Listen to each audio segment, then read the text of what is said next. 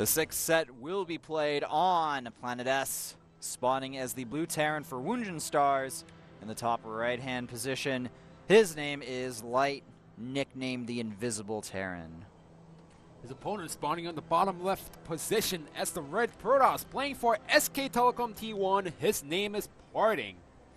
And I love his nickname, the Rascal Toss. Indeed. Dubbed by the Koreans, I don't think any foreigner had called him the Rascal Toss until recently.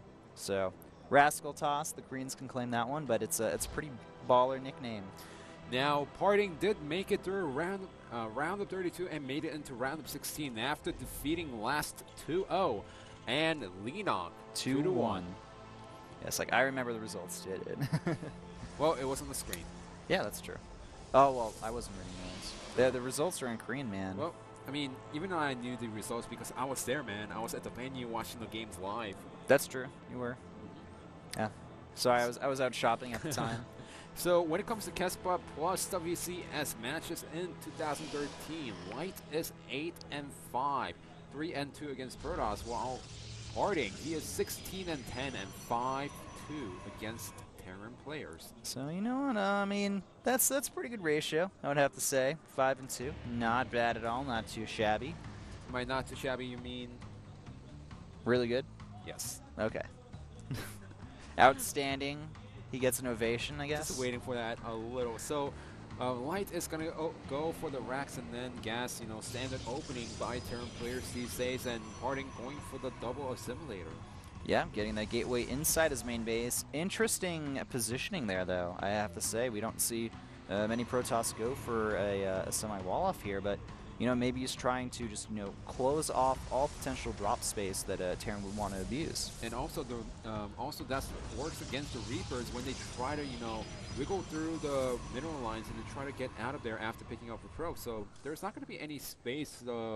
There's not going to be that much space where the Reapers can actually move around, but this could also work against Parting if Light goes for a fast Widow Mine drop at the mineral line and Parting has to run his probes out of there. That's very true. Now, we do have a Reaper about the pop, about the same time the probe will get to... Actually, never mind. I thought the probe was a lot closer than it was. SCV will go into the main base of Parting, and we have a Zealot on the way from him, and Cybernetics score just about finished. And Zealot is not canceled. Sometimes Protoss players do cancel that Zealot, but deciding to not do that there. Chronoing out that Stalker, getting a Mothership core behind this, and it looks like Light's going to go ahead and grab an expansion behind a reactor opening. Yeah, just really standard play by Light, so it seems like he doesn't want to go for any cheese today. He wants to play as standard as possible and trying to see if he can actually take out his opponent, Parting, in a macro game. Yep. And now Parting, he is moving around here. He should take an expansion quite momentarily behind this. He could go for an expansion, but, he could go for a Stargate, but instead we're seeing a second Stalker get created and Warp Gate tech on the way. Seems like he really wants to pressure his opponent after going for the reactor, because remember, going for the reactor means you're not going to have that many Marines out for a certain period of time. Yes, he's making 2 Marines at the same time, but with 2 Stalkers and a Zealot and a Mothership core out, it's kind of hard to defend against it, especially if Parting actually runs by into the main base. There is a bunker. However, Parting can actually use the North Ridge and then run inside the main base, but it seems like he wants to play as safe as possible and apply some pressure with the Stalkers for now. Alright, looks like the Nexus on the way. That second Stalker will be instrumental in defending against this annoying Reaper, and he may pop up to the high ground here, but opting to just back up, kind of go by the third base, and Robotech coming out from Parting here, so we're not going to see any Stargate from him. And also he has a Mothership core, just kind of, being on the aggressive here and keeping Light in his main base for now. Yeah, we saw Parting use the Blink Stalkers once again in this matchup, and we might see that once again with the Robo going down, but we're not seeing any Twilight Council just yet. But just remember, Parting, he actually used it, busted down his opponent's natural, and actually went for it and won the game. But look at the Mothership core. Actually, I thought he had a kill, but never mind. Nope. Does get a complete scouting inside his opponent's base. I also want to point out that Light, essentially, he got a full free scout on his opponent. He just sent an SCV in there, and it did its job. It did its job better than the Reaper did. Yeah, I was surprised that the Sentry was actually out of position against the SCV. Yeah, but so Parting, I guess, I mean, What he's doing, though, is a perfectly safe opening, if you think about it. He just went for the 1-gate expand, got the Robo up. He'll be getting the 2 gates behind that, so it's not really a big deal that what he has is revealed to his opponent. But the thing is now, you know, Light, he knows that he doesn't have to worry about the potential harassment from Oracles, so that means no turrets up and no Marines waiting in the main base just to be safe. Alright, and we do have an observer on the way, so Parting will start scouting momentarily here. Factory just about to finish for Light as well, and not making a lot of barracks right now, so really just powering hard off of this one barracks right now behind this one engineering bay as well. Yeah, well, Parting is getting up to, he's getting a forge down, double forge, so he wants to really drag this into the mid game and then trying to get the upgrade advantage and carry it throughout the late game, and you know, also even take the third base a little bit earlier with the upgrade advantage that he has. But he also needs to watch out because the medevac with the blues they are really fast around the map. So if Parting has the stalkers around the map in the right position, he could take the third base no problem and not get punished for it. But he also needs to make sure if he decides to do it, he needs to split up the army as best as possible. Maybe leaving one Colossus out on the field and leaving one inside the main base. Yep. Might work. We do have the robotics bay about halfway finished right now, and medevac's on the way. It looks like Light is preparing to do a push here, but Parting is skimping out pretty heavily on units in favor of tech and upgrades right now. He should be able to defend with that Nexus cannon, but if he's not careful, this attack can actually do a lot of damage. Well, at the natural, he's going to be fine. He has the 2 sentries, so we're saving up the energy. So all he needs to do is put down 3 or 4 force fields, put the Nexus cannon, like you said. But the bigger problem is, can Parting actually deal against the possible follow-up and drop inside the main base after Light realizes that the attack at the front is not going to work out? All right, Parting, he doesn't have anything at his natural here. He needs to actually be very careful in this situation. That's a lot of Marines out, and we do see some Stalkers get warped in here, so now this attack may be harder to pull off here. And medevac's moving in there now. Mothership cannon going down at the natural, and Light, he wants to do some damage here. He has the +1 upgrade, he's got stim, and he has the medevacs, but looks like he's just gonna, you know, be putting some pressure on, and behind this, he's grabbing a third base. Really nice play. I mean, Light is not committing to this attack because he knows that if he loses his army once, then he doesn't have enough economy to get the bio units out against Parting's possible counter push. So all he's trying to do is scare his opponent, draw out the Nexus cannon, and trying to see if there's a little gap in Parting's play. If there is, abuse it, go for the attack, and finish him. If not, then just take the third base, pull back, and fight again in the mid game or the late game. Yep. All right, and you know, so I think we're going to see Parting try to grab a third base momentarily here. Nice snipe on the observer, by the way. I think that medevac or the turret there helped out. And yes, the third base will be going down here. And the thing is, 1-1 is about to complete. Colossus range and blink is also about to complete behind this. So Parting really just gearing up for a solid and secure mid game. And we're not seeing a okay. There we go. Second engineering bay just starting that +2 attack for Light here, so he will be able to at least somewhat keep up in the upgrades.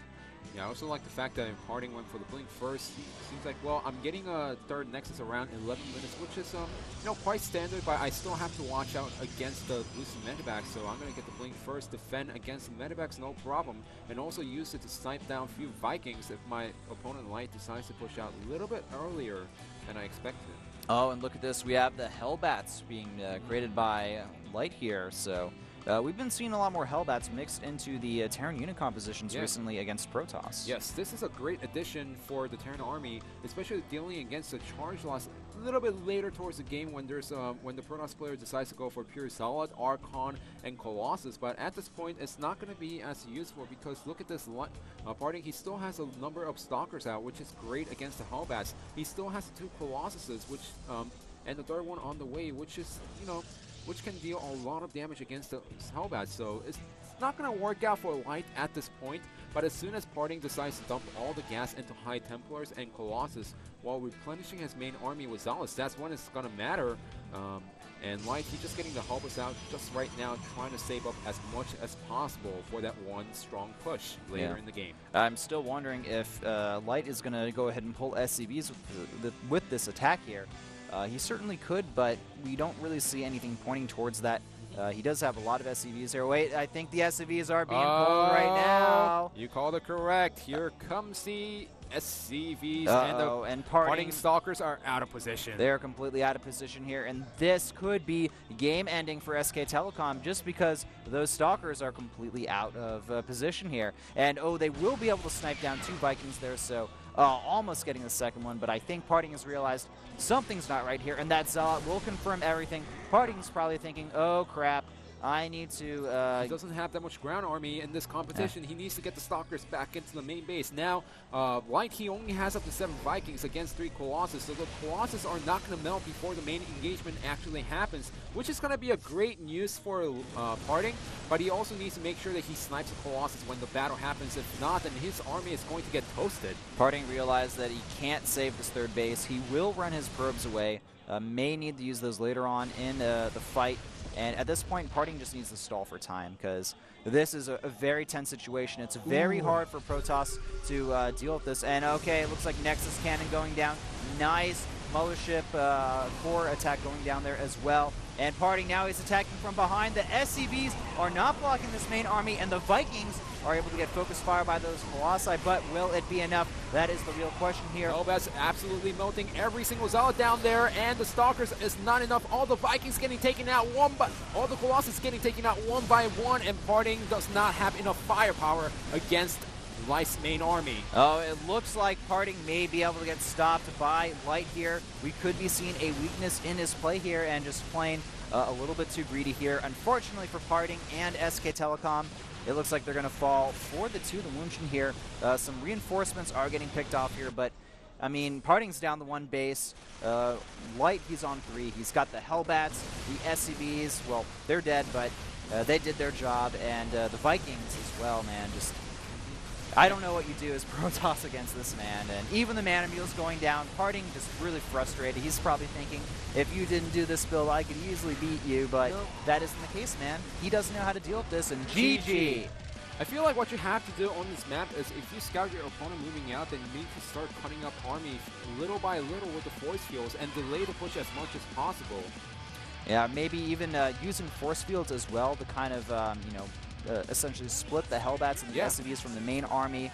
You may need to incorporate more SCVs into the army, sentries, but certainly one of the hardest builds for Protoss to deal with. It feels like 1-1-1 all over again, man.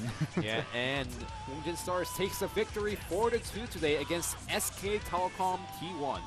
Indeed, they do. No ace match here. Parting was the favorite, but Light showing that, hey, man, you just watch out because,